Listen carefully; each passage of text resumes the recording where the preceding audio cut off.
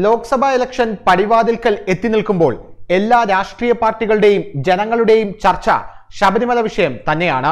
ഈ ശബരിമല വിഷയം എങ്ങനെ വോട്ടാക്കി മാറ്റാമെന്നാണ് UDFും BJPയും ഇടതുമുന്നണിയും ചിന്തിക്കുന്നത്. അതേസമയം ഇടതുമുന്നണിക്ക് 5 സീറ്റ് പോലും തികച്ചു കിട്ടില്ല എന്നാണ് സർവേ ഫലങ്ങൾ പറയുന്നത്.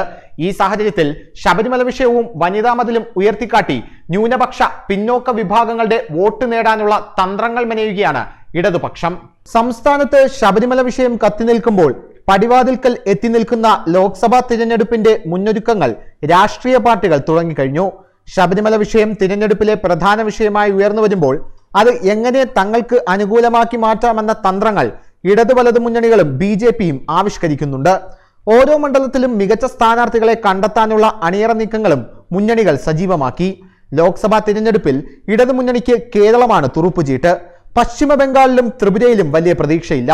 അതിനാൽ കേരളത്തിൽ നിന്ന് പരമാവധി സീറ്റുകളാണ് ഇടതുമുന്നണി ലക്ഷ്യമിടുന്നത്.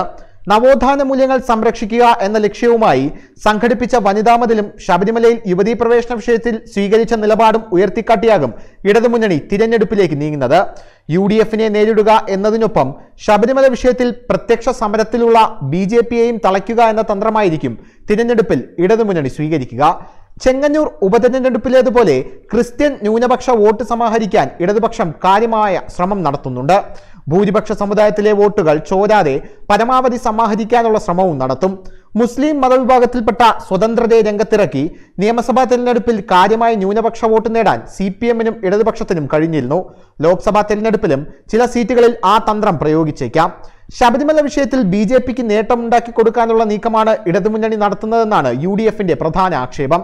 അതേസമയം കോൺഗ്രസിന്റെ മുന്നോക്ക ഹിന്ദു വോട്ടുകളിൽ അല്പം BJP പിടിച്ചെടുത്താൽ അത് തങ്ങളെ സഹായിക്കുമെന്നാണ് ഇടതുമുന്നണി കണക്ക് കൂട്ടുന്നത്. അതോടൊപ്പം കഴിഞ്ഞ നിയമസഭാ തെരഞ്ഞെടുപ്പിൽ ഇടതുമുന്നണിയിൽ നിന്നകന്ന പിന്നോക്ക പട്ടികജാതി വോട്ടുകൾ തിരിച്ചുപിടിക്കാനും ഇടതുമുന്നണി കാര്യമായ ശ്രമം നടത്തുന്നുണ്ട്. News desk Malayalam express.